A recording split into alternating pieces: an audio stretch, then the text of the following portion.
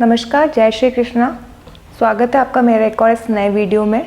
और इससे पिछली वाली वीडियो में हमने जाना था राशियाँ कितनी होती है, उनके तत्व क्या होते हैं और उनके स्वभाव क्या होते हैं। इस वाले वीडियो में हम जानेंगे कि ग्रहों के स्वभाव क्या होते हैं और किस प्रकार उनका राशियों के साथ कॉम्बिनेशन बनता है।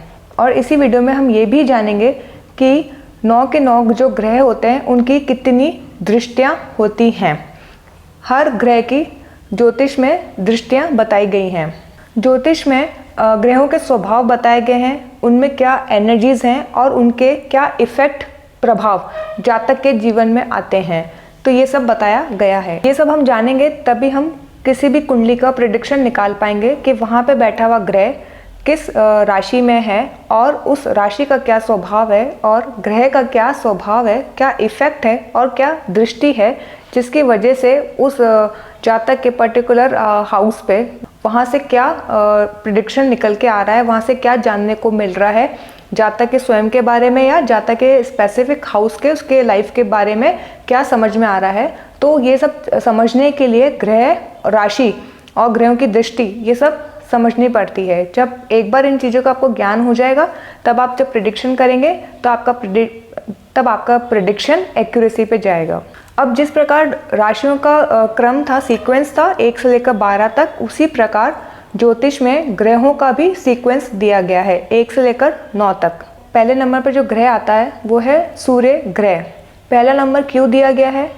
क्योंकि सूर्य ही सोलर सिस्टम का सेंटर पॉइंट है। सूर्य की ही चारों ओर सारे ग्रह चक्कर लगाते हैं। अब इस वीडियो में हम ये भी जानेंगे कि हर ग्रह की जो एनर्जीज होती हैं, ऊर्जा जिसको हम बोलते हैं, वो क्या कैसी होती है। ऊर्जा से मतलब है कि बहुत एकदम तेज है उस एनर्जी में या शांत है, एग्रेसिव एनर्जी है या शांत एनर्जी है, इफेक्ट कैसा है, उसका प्रभाव कैसा है उस ग्रह का, स्लो है या फास्ट है। ज्योतिष में रूलिंग नंबर प्लैनेट जो होता है वो सूर्य होता है। अब बात करते हैं सूर्य की। 1 नंबर उसको दिया गया है ज्योतिष में। और इसके अंदर जो इसकी जो क्वालिटीज़ होती हैं वो ये होता है कि बहुत आत्मविश्वासी, आदर्शवादी और शाही, रॉयल तरीके से रहना पसंद सूर्य राशि का जातक है तो आप देखेंगे कि आप इनको अलग ही पाएंगे, इनके ऊपर ध्यान आपका जाएगा ही जाएगा। अब वो क्यों जाएगा? क्योंकि इनके अंदर एक क्वालिटी होती है कि अपने बहुत तरीके से रहते हैं, शाही तरीके से रहते हैं, आत्मविश्वासी, कॉन्फिडेंट से एकदम भरे हुए होते हैं, डिसिप्लिन्ड होते हैं और इनके जो स्वभाव में आपको दिखने लग जाएगा कि कुछ अलग तरीके के हैं। और कुछ इनके अंदर एक हैबिट भी होती है सेंटर ऑफ अटेंशन लेने की। हर जगह पे इनको अटेंशन चाहिए होता है। और इस तरीके की मैंने आपको राशियों के स्वभाव के बारे में भी बताया था कि कौन सी राशि में किस प्रकार का स्वभाव होता है। तो अब आपको थोड़ा थोड़ा समझ में आने लग गया होगा कि आपने मेरी पिछली वाली अगर वीडियोस देखी हैं राशियों का स्वभाव, तो आप राशियों के स्वभाव से और ग्रहों का स्वभाव दोनों को कनेक्ट कर पा रहे होंगे। इसी प्रकार ग्रहों को वही राशियां मिली हैं या यूँ कह दो कि राशियों को वही ग्रह मिले हैं जिनके स्वभाव और जिनके एनर्जीज मैच कर रही हैं। तो जैसे जैसे आप ग्रहों के स्वभाव को समझेंगे आप समझ जाएंगे कि राशियों के अंदर भी वो स्वभाव हैं और कैसे इन ज्योतिष में राशियों का और ग्रहों का कॉम्बिनेशन सेट किया गया है। तो सूर्य में भी सूर्य की क्वालिटीज़ होती हैं कि जहाँ पे भी वो जाते हैं तो सेंटर ऑफ अटेंशन लेने की इनकी प्रवृत्ति होती है। तो या तो बोले बिना रहेंगे नहीं या कुछ अपने आदतों से या अपने कुछ बैठने उठने के तरीके से जता देंगे कि हम थोड़े अलग तरीके के लोग हैं, तो उनके ऊपर ऑटोमेटिक अटेंशन चला जाता है। इनका जो वॉइस स्पेस होता है वो आप पाएंगे कि बहुत डोमिनेटिंग वॉइस स्पेस होता है, एकदम कड़क आवाज़ में बोलने का तरीका होता है इनके। किसी से भी अगर बात करनी है तो पोलाइटनेस इनकी वॉइस में नहीं होती है, डोमिनेट करते हुए बात करते हैं, जिसको हम बोलते हैं कि ऑर्डरिंग वे में किसी को आदेश देना, कुछ इस तरीके का इनका वॉइस स्पेस होता है। तो इनकी वॉइस स्पेस से भी आप समझ जाएंगे कि किस राशि का ये जातक है। अब बात करें जाए इनको कौन सी राशि मिली हुई है, तो सूर्य की जो राशि होती है वो सिंह राशि होती है। 5 नंबर की राशि लियो जिसको हम बोलते हैं इंग्लिश में। अब आप उस राशि का अगर स्वभाव यहाँ तक समझ गए हैं तो आपको उस ग्रह का भी स्वभाव यहाँ तक समझ में आ गया होगा और दोनों का एक कॉम्बिनेशन है। अब बात करते हैं कि सूर्य की कितनी दृष्टियाँ ज्योतिष में इनको मिली है। अकॉर्डिंग टू ज्योतिष सूर्य को सिर्फ एक ही दृष्टि मिली है सातवीं दृष्टि, ये किसी भी हाउस में अगर बैठे हुए हैं तो वहाँ से सिर्फ सातवीं ही दृष्टि उस हाउस पर डाल सकते हैं, उनकी और कोई दृष्टि नहीं है। कुछ ग्रहों को 1 दृष्टियाँ मिली है और कुछ ग्रहों को 3 दृष्टियाँ मिली हुई हैं। आगे हम जैसे जैसे पढ़ेंगे आपको समझ में आ जाएगा। अब सूर्य को अगर रिलेट किया जाए तो यहाँ पे ज्योतिष में सूर्य को रिलेट किया जाता है पिता से। आत्मकारक ग्रह होता है पिता समान या पिता तुल्य जो भी लोग होते हैं आपके जीवन में, उससे सूर्य ग्रह को कनेक्ट किया गया है। अब बात करते हैं दूसरे नंबर ग्रह की, चंद्रमा। ज्योतिष में चंद्रमा को सेकंड नंबर पे रखा गया है, दूसरे नंबर पे रखा गया है। चंद्रमा जो होता है इसको जैसे सूर्य को पिता से जोड़ा गया है, चंद्रमा को माता से जोड़ा गया है। तो चंद्रमा जो होता है बहुत ही एक तरीके से भावुक प्लैनेट है, बहुत ही इमोशनल, बहुत ही करुणा, दया, ममता, संवेदनशील, कुछ इस प्रकार की इसकी क्वालिटीज़ हैं।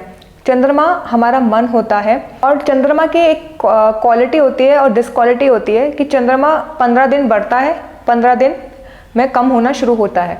तो इस प्रकार जो जातक का स्वभाव होता है वो उसी प्रकार 15 दिन बड़ा अच्छा रहेगा, 15 दिन जैसे जैसे घटना लगेगा चंद्रमा वैसे वैसे उसकी जो मन की स्थिति है, जो मेंटल स्थिति है वो थोड़ी सी नेगेटिव भी होगी, कभी कभी उदास भी हो जाएगा। तो कुछ इस तरीके की क्वालिटीज़ चंद्रमा में होती है। चंद्रमा को अगर दृष्टि की बात की जाए तो चंद्रमा को 7वीं दृष्टि मिली है ज्योतिष में।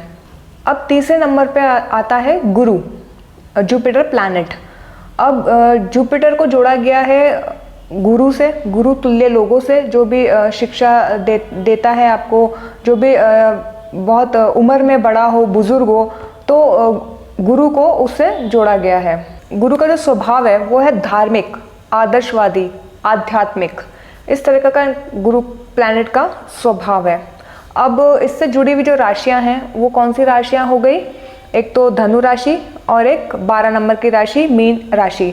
ये मैंने आपको वीडियो में, इससे पिछले वाली वीडियो में मैंने आपको बताया था कि किस राशि को कौन से ग्रह मिले हुए, और आप उसको ये भी समझ सकते हैं कि कौन से ग्रह को कौन सी राशियाँ मिली हुई हैं। तो जो धनु राशि होती है वो भी आध्यात्मिक किस्म की राशि होती है, धार्मिक प्रवृत्ति की राशि होती है, और मीन राशि भी इसी प्रकार की होती है, कल्पनाशील, संवेदनशील, भावनाओं से जुड़े हुए। तो जुपिटर को 2 राशियाँ मिली हुई हैं, 12 नंबर की राशि और 9 नंबर की राशि, धनु और पाइसेस, मीन राशि। तो गुरु की जो दृष्टियाँ हो गई 5, 7, 9, अगर आप इसको साथ साथ लिखते जाएंगे तो आपके लिए इजी हो जाएगा समझना, तो आपको कंफ्यूजन नहीं होगा किसको कितनी दृष्टियाँ मिली हुई हैं।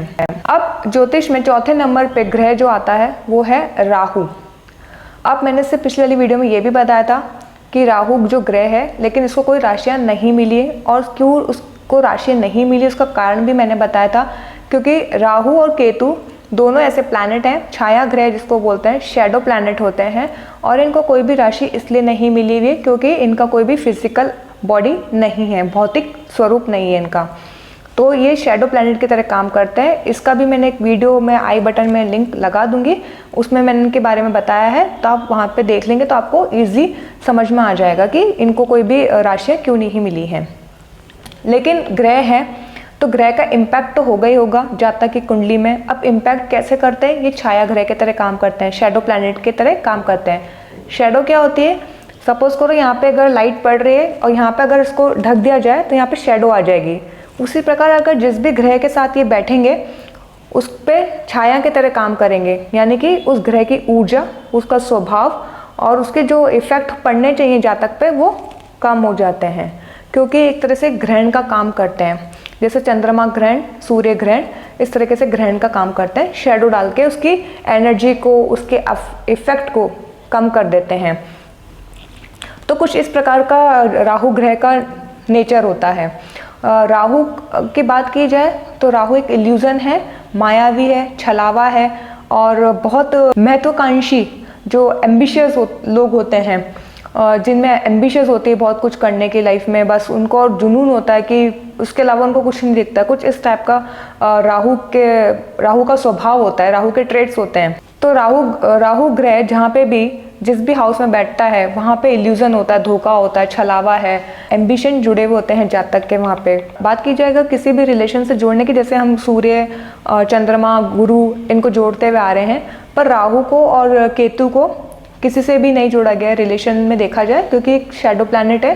ये जहाँ पे भी बैठेगा वहाँ पे रिलेशन में धोखा देगा या वर्क प्लेस पे धोखा देगा। जिस भी हाउस में राहु बैठा हुआ होता है वो हाउस पर्टिकुलर किस चीज़ को इंडिकेट करता है वो भी मैंने आपको मेरे पिछले वाली वीडियो में बताया था। अगर आपने वो नहीं देखा हो तो आप एक बार वो भी देख लीजिएगा, तो आपको समझ में आ जाएगा कि जहाँ पे भी राहु बैठा है वहाँ से धोखा मिलना पक्का है। राहु को जो दृष्टियाँ मिली हैं वो मिली है 5, 7 और 9। अब बात करते हैं 5वें नंबर पे। 5वें नंबर पे ज्योतिष में ग्रह को रखा गया है वो है बुध, मर्क्यूरी। 5वां नंबर बहुत बैलेंसिंग नंबर होता है देखा जाए तो ज्योतिष में।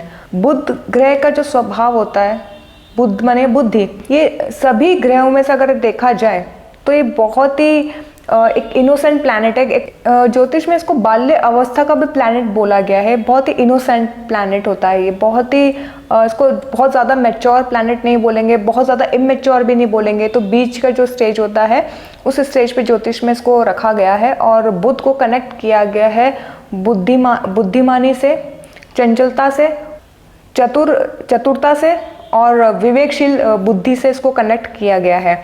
अब अगर इसकी राशि की बात की जाए तो इसको जो राशियाँ मिली है वो 3 और 6 नंबर की, 3 नंबर की मिथुन राशि और 6 नंबर की कन्या राशि। अगर आप दोनों की राशियों के स्वभाव यहाँ तक समझ गए तो आपको पता चल जाएगा कि दोनों के जो राशियों के स्वभाव है वो एनालिटिक थिंकिंग पर डिपेंड करते हैं, चंचलता पर डिपेंड करते हैं, विवेकशील बुद्धि पर डिपेंड करते हैं, तर्कशील बुद्धि पर डिपेंड करते हैं। और दोनों राशियों के जो स्वभाव होते हैं वो इसी प्रकार के होते हैं, माइक्रो मैनेजमेंट टाइप के।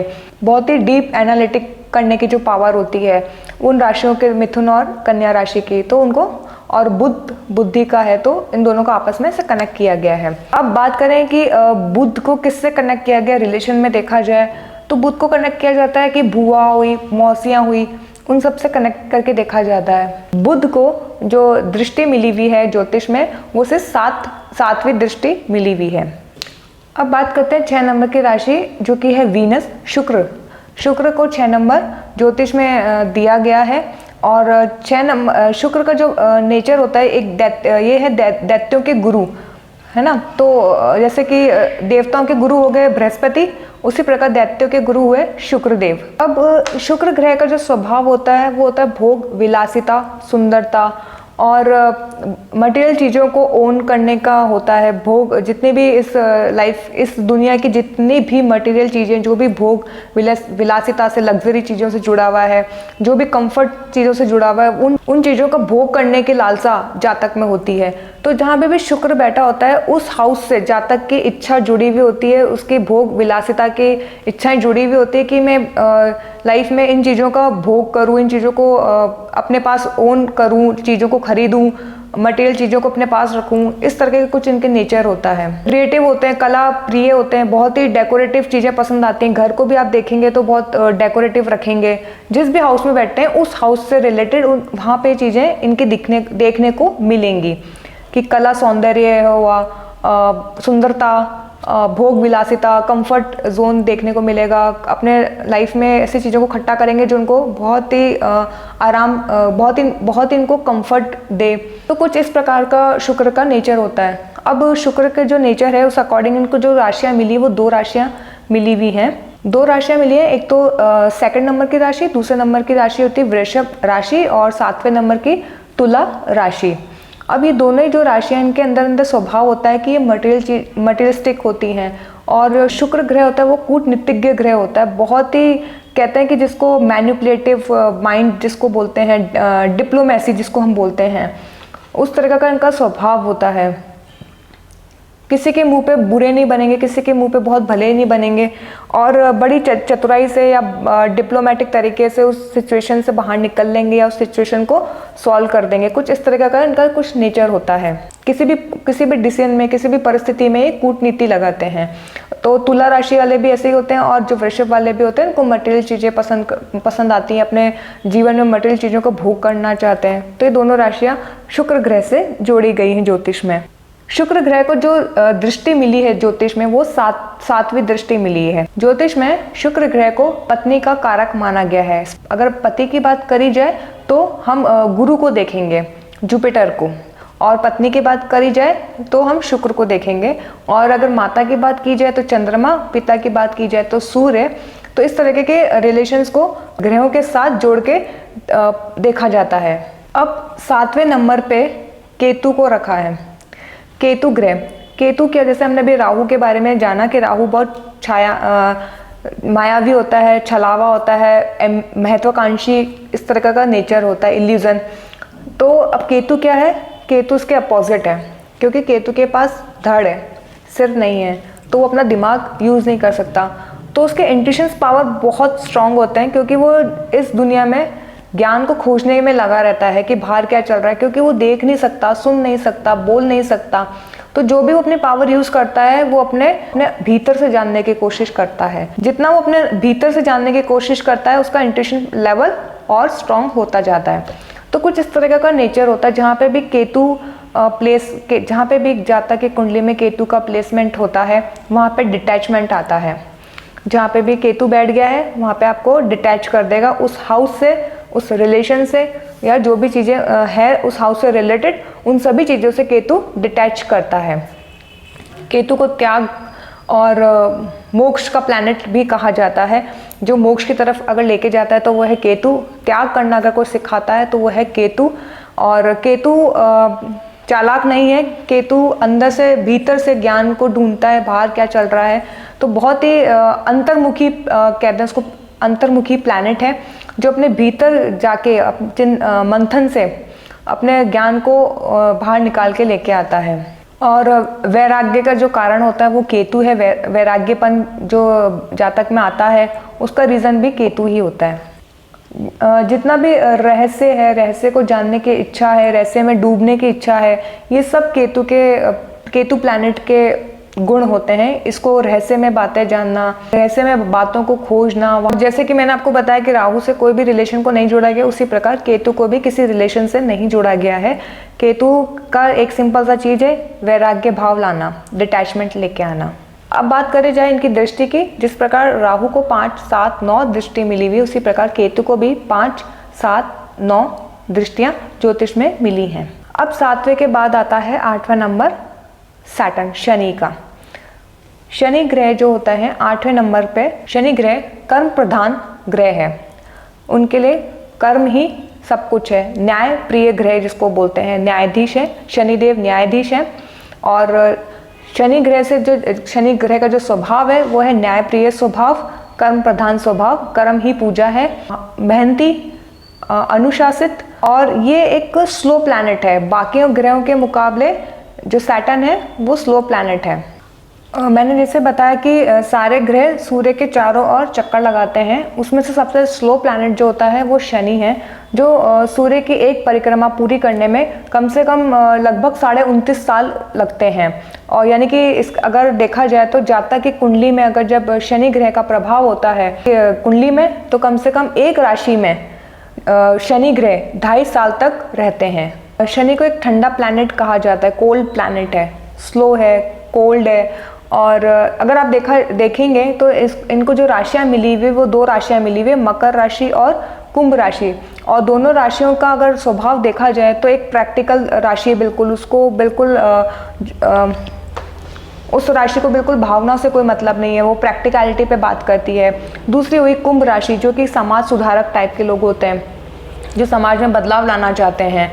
तो कुछ जो इन प्रकार के जो राशियों के स्वभाव है उनको जोड़ा गया है शनि ग्रह से। और शनि ग्रह के जो स्वभाव है वो उन दोनों राशियों से मैच होते हैं। जैसे न्याय प्रिय है, मेहनती हैं, और कर्म प्रधान है इनका स्वभाव। और बात करी जाए कि शनि को रिलेशन में किससे जोड़ा गया है, तो आप देखेंगे जितने भी लेबर क्लास के लोग होते हैं, है ना, हमारे घर में जैसे डोमेस्टिक हेल्पर्स हुए, या बाहर आप कहीं पे भी अगर आप देखेंगे जो लेबर्स हुए, उनको शनि से जोड़ा गया है। तो शनि ग्रह रिप्रेजेंट करते हैं आपके घर में जितने भी निम्न स्तर पे लोग हैं, समाज में निम्न स्तर पे लोग हैं, उनसे शनि ग्रह को जोड़ा गया है। जो भी लोग आपको हेल्प करने आते हैं आपके घर में, तो वो सब शनि ग्रह से जोड़े गए हैं। और शनि ग्रह की जो दृष्टियां होती हैं यहाँ पे बाकी ग्रहों की दृष्टियों से अलग होती है। अभी तक हम पढ़ रहे थे कि गुरु की, राहु की और केतु की। ये 3 ग्रह ऐसे हैं, राहु, केतु और गुरु, जिनकी 3 दृष्टियां होती हैं, 5वीं, 7वीं और 9वीं। ठीक है। और शनि ग्रह को मिली है 3 दृष्टियां, लेकिन कौन सी? तीसरी, 7वीं और 10वीं। अब लास्ट नंबर पे आता है 9 नंबर का प्लैनेट होता है मंगल ग्रह, जिसको इंग्लिश में मार्स कहते हैं। और इसका जो स्वभाव होता है बहुत ही एग्रेसिव स्वभाव होता है, उग्र स्वभाव होता है और शक्ति का प्रतीक, पराक्रम का प्रतीक, युद्ध का प्रतीक, साहसी योद्धा। मंगल ग्रह को नवग्रहों में गॉड ऑफ वॉर भी कहा जाता है, युद्ध का देवता। ये एक सेनापति की तरह लीड करता है। तो इसके अंदर जो क्वालिटी एक सेनापति में होनी चाहिए, एक लीडर में होनी चाहिए, योद्धा में, वो सारी क्वालिटी मंगल ग्रह में है। आक्रामक स्वभाव है, बल पराक्रम में आगे, तो इस तरह का मंगल का स्वभाव है। अब इनको जो 2 राशियां मिली हुई हैं ज्योतिष में, वो कौन सी राशि है? मेष राशि और एक 8वें नंबर की राशि वृश्चिक राशि। पहले नंबर की राशि और 8वें नंबर की राशि वृश्चिक राशि। अब इन दोनों का राशियों का अगर आप स्वभाव देखो तो कुछ ऐसे ही प्रकार का स्वभाव है, गुस्सेल, उग्रवादी और साहसी, निडर, पराक्रमी, ये सब स्वभाव। और मेष राशि में जैसे अधीरपन है, उनको अगर आप बोल दो कि हाँ चुपचाप होकर बैठ जाओ तो वो नहीं बैठेंगे, वो आगे लीड करने की कोशिश करेंगे, लीडरशिप क्वालिटीज़ होती हैं। तो कुछ जो राशियों के स्वभाव और ग्रहों के स्वभाव दोनों का एक कॉम्बिनेशन है। अब इनको अगर देखा जाए कि जातक के किस रिलेशन के साथ जोड़ा गया है, तो ज्योतिष में इनको जोड़ा गया है भाई बहनों से, जो इनके संबंध होते हैं वो दर्शाता है। मंगल आपके भाई बहनों के साथ संबंध को दर्शाता है, वो किस राशि में बैठा है, किस हाउस में बैठा है। तो कहना तो मोटा मोटा कहा जाए तो मंगल रिप्रेजेंट करता है आपके सिबलिंग्स को। और मंगल ग्रह को 3 दृष्टियां मिली हुई हैं, 4थी, 7वीं और 8वीं। तो इस तरीके से आपको जो चीज़ है वो एज इट इज़ ही याद करनी होती है ज्योतिष में, क्योंकि इसके साथ हम कुछ भी छेड़खानी या उसको इसमें परिवर्तन हम नहीं कर सकते हैं। तो ये कुछ फंडामेंटल्स होते हैं ज्योतिष के कि इनको एज इट इज़ आपको लर्न करना पड़ता है, समझना पड़ता है, और उसके बाद आप इन सब चीज़ों का कॉम्बिनेशन करके एक प्रिडिक्शन निकालते हैं। तो हमने अभी तक यहाँ पे समझा कि कितनी राशियाँ होती हैं, उनके क्या तत्व होते हैं, क्या स्वभाव होते हैं, और कितने ग्रह होते हैं, और उन ग्रहों के में क्या स्वभाव होते हैं, क्या उनकी एनर्जी होती है, और कैसा उनका इफेक्ट जातक के जीवन में पड़ता है उनके स्वभाव के अनुसार, और हर ग्रह को कितनी दृष्टियां मिली हुई हैं, और हर ग्रह जातक के किस रिलेशन को बताता है। तो यहाँ तक आपको आई होप कि काफ़ी चीज़ें समझ में आ गई होंगी, आप धीरे धीरे इन चीज़ों को समझ रहे होंगे, और अब आने वाली वीडियोस में हम समझेंगे कि कैसे इन सब का कॉम्बिनेशन करके उस हाउस से रिलेटेड जातक की कुंडली का प्रेडिक्शन निकाला जाता है। आई होप कि आपको यहाँ तक ये वीडियो बहुत अच्छा लगा होगा, इन्फॉर्मेटिव लगा होगा। अगर आपको ये वीडियो अच्छा लगे, इन्फॉर्मेटिव लगे, तो प्लीज़ इसको लाइक कीजिएगा, कमेंट्स में अपने विचार बताइएगा, और कमेंट में जय श्री कृष्णा ज़रूर लिखिएगा। मिलते हैं फिर किसी और एक वीडियो में, जब तक के लिए जय श्री कृष्णा।